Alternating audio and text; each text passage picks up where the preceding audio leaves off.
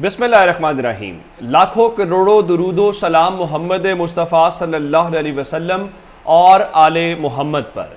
मैं हूं उमर दराज गोंदल। पाकिस्तान में पोलराइजेशन बहुत ज़्यादा है, सियासी तकसीम हो किसी भी किस्म की हो, इसमें कोई शक नहीं है। लेकिन अगर कोई तकसीम वाली बात आ जाए आप तो यकीन माने हमें उसके ऊपर भी शुकूक शुबहात होते हैं कि ये कैसे हो गया है, कोई मैच फिक्सिंग तो नहीं हो गई, कोई दरमियान में समझौता तो नहीं हो गया जिस बुनियाद के ऊपर। तो मैं आपको एक खबर देना चाहता हूं और ये खबर सुप्रीम कोर्ट से है, जहां पे पहली खबर आपको दूंगा और आपको बताऊंगा कि खुदा का शुक्र है किसी बात के ऊपर तो इत्तेफाक हुआ। चलें, सुप्रीम कोर्ट इलेक्शन कराने के ऊपर मुत्तफिक नहीं हो सकी, क्या फुल कोर्ट नहीं बन सका, बाकी मामलात के ऊपर नहीं हो सका, खुद नोटिस के ऊपर नहीं है, किसी बात के ऊपर तो इत्तेफाक हो सका है। और हम ये कह सकते हैं कि पाकिस्तान की कौम ने जो जजेस सुप्रीम कोर्ट के अंदर बिठाए हुए हैं या वहां पे भेजे हैं वो किसी मसले के ऊपर तो यकसू हो सकते हैं या हल हो सकता है।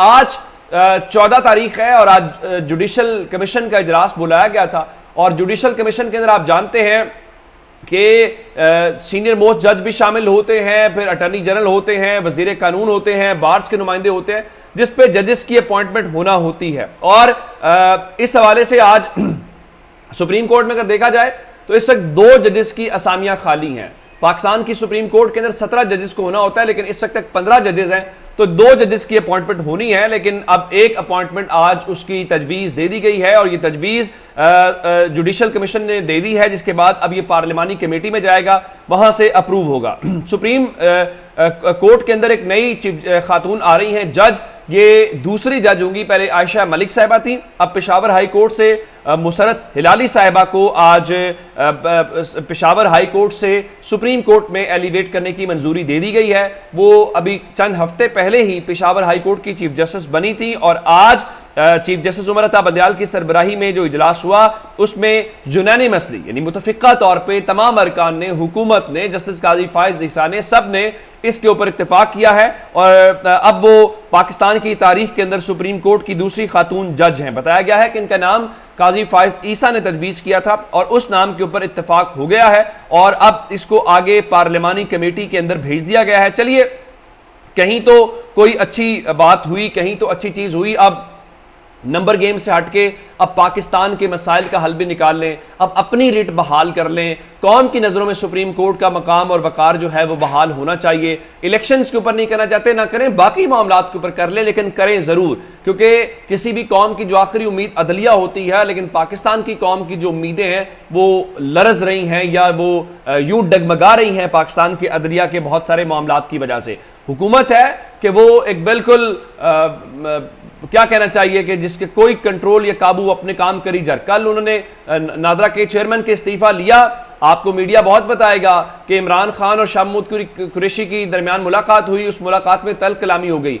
मीडिया ये नहीं बताएगा कि तारिक मलिक साहब से इस्तीफा क्यों लिया गया है, क्या वोटर्स का मसला था, क्या लिस्टों के मसाइल थे, क्या वो डट गए, उसके ऊपर सारा कुछ। फिर वो क्यों ये कहने के ऊपर मजबूर हुए कि खुदा के वास्ते मेरे बाद मैं इतनी रिक्वेस्ट आपसे कर सकता हूं, किसी रिटायर्ड को मत लगा दीजिएगा, किसी सर्विंग ब्यूरोक्रेट को मत नवाज दीजिएगा, कोई IT का कोई प्रोफेशनल जिसका ये काम हो। अब जरा मैं आपको मुख्तलिफ नाम इस वक्त ज़ेरे गौर है, मैं आपको एक नाम की मिसाल देना चाहता हूं जिससे आपको अंदाजा हो जाएगा। इस वक्त पब्लिक अकाउंट्स कमेटी के अंदर एक साहब बैठे हुए हैं जो चेयरमैन है और वो तहरीक इंसाफ के टिकट के ऊपर मुंतखब होकर आए थे और बाद में वो जरा इधर उधर हो गया, मुनहरिफ हो गया, जरा मुनासिब लफ्ज़ है, PTI वाले जरा सख्त लफ्ज़ लोटे का इस्तेमाल करते हैं। अब सूरत हाल ये है कि उनके भाई हैं मीर आलम, और मीर आलम जो है वो इस वक्त अब ये समझिए कि वहां पे उनको जिम्मेदारी बलूचिस्तान के अंदर वो सीनियर पोजीशन के ऊपर काम कर रहे हैं, ग्रेड 20 के ऑफिसर हैं और नूर आलम खान के भाई हैं मीर आलम खान, उनका नाम भी उस दौड़ में शामिल है। और भी हैं जिसमें सरवर गोंदल साहब का नाम भी है, जिन्होंने भी हालिया ये मरदमशुमारी वगैरह में उनके पास जिम्मेदारी थी, गवर्नमेंट की गुड बुक के अंदर वो शामिल है। तो आप अंदाजा कीजिए कि कैसे कैसे ये सारे काम किए जाते हैं। और दूसरी जानिब आज निकल रहे थे वो साहब जो अपोजिशन लीडर हैं, कि दुनिया का मुनफरिद अपोजिशन लीडर है राजा रियाज, इसके ऊपर बाकायदा थीसिस होना चाहिए, दुनिया में रिसर्च होनी चाहिए, जमहूरियत के लिए रोल मॉडल होना चाहिए। दुनिया में जहां जहां बड़ी जमहूरियत है वहां राजा रियाज का बाकायदा स्टैचू लगना चाहिए ताकि लोगों को पता चले कि दुनिया में अपोजिशन लीडर होता क्या। उनसे पूछा गया कि क्या आप तहरीक इंसाफ की पार्टी में इस्तेकाम पाकिस्तान पार्टी के अंदर शामिल हो रहे हैं? उनका नहीं, मैं जरा इस ओहदे से रिटायर हो जाऊं, ये लफ्ज उन्होंने इस्तेमाल किया अपोजिशन लीडर वाले, तो मैं फिर फैसला करूंगा।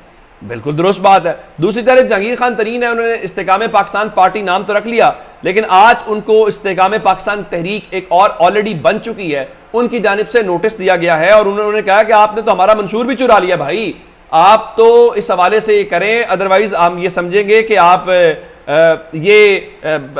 जो है वो 2 नंबरी कर रहे हैं। दूसरा, कराची के अंदर कल इलेक्शन होना है मेयर का, और मेयर का इलेक्शन क्या होगा, मेरा ख्याल है इसके ऊपर कोई वो सवाल नहीं होना चाहिए। अच्छा, आम तौर पे कहा यह जाता है कि मजमूई तौर पे अक्सरियत की बुनियाद के ऊपर होता है। आज इलेक्शन कमीशन ने बता दिया, नहीं, कराची में जो मौजूद अरकान होंगे उनकी अक्सरियत के ऊपर, यानी तहरीक इंसाफ को मानने नहीं देंगे तो वहां जितने अरकान होंगे वो अक्सरियत पीपल्स पार्टी की होगी तो आप इलेक्शन करवा लें। इसका मतलब है कि आइंदा प्राइम मिनिस्टर का इलेक्शन भी फिर ऐसे ही होना चाहिए, फिर 172 का नंबर तो नहीं होना चाहिए, ऐवान में 15 लोग बैठे में तो 15 की अक्सरियत की बुनियाद के ऊपर वजीर आजम हो जाना चाहिए। यह है इस कौम के साथ मजाक किया जा रहा और इसकी जमहूरियत का जो है वो जनाजा निकाला जा रहा है। अब जरा अंदाजा लगाइए कि कल इलेक्शन है और इलेक्शन कमीशनर पाकिस्तान ने कहा कि देखो 2 जमातों के अंदर बड़ा सख्त मुकाबला है, हालात वाक़यात खराब हो सकते हैं, तो आप मेहरबानी करें वहां पर रेंजर्स तैनात करें। और वजारत दाखिला ने वहां पर रेंजर्स की फराहमी से इनकार कर दिया है। और वजारत दाखिला किसके अंडर है? नून लीग के अंडर है।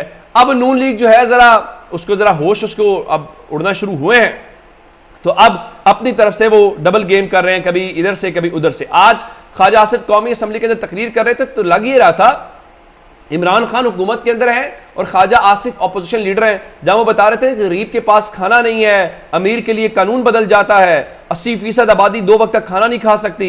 फिर वो फरमा रहे थे कि इतनी कंपनियां 500 अरब रुपए का टैक्स जो है वो ले जाती हैं, खा जाती हैं, उसके बाद जो चीनी जो चाय की पत्ती है उसमें इतने अरब रुपए की तो भाई आप किस लिए बैठे हुए हैं? आपकी हुकूमत है, ये आप कवानीन बना रहे हैं, ये गरीबों की बजाय जो अमीरों के लिए दिन रात आप कवानीन बनाते हैं, ये पाकिस्तान की कौम को बहरहाल आप ये ना दिखाएं। अब अंदाजा हालात ग्राउंड के ऊपर क्या कीजिए, अगर आपसे ये नहीं होता था तो आप हुकूमत में ना आते। मैंने आपको खबर दी थी कि शेल कंपनी ने पाकिस्तान के अंदर अपना बिजनेस जो है उनका जी हम जा रहे हैं, अब वहां तक रहता है तो सूरत हाल ठीक थी। उसके बाद एक और जो कंपनी है हेस्कोल, उन्होंने भी अब बताया है कि वो भी जाने की ऐसी खबरें पार्को के हवाले से जो है वो भी हम सुन रहे हैं। दूसरी जानिब आज ब्लूमबर्ग ने बताया था कि अगर आप IMF के साथ डील में नहीं जाएंगे तो पाकिस्तान डिफॉल्ट से बचना बहुत मुश्किल हो जाएगा।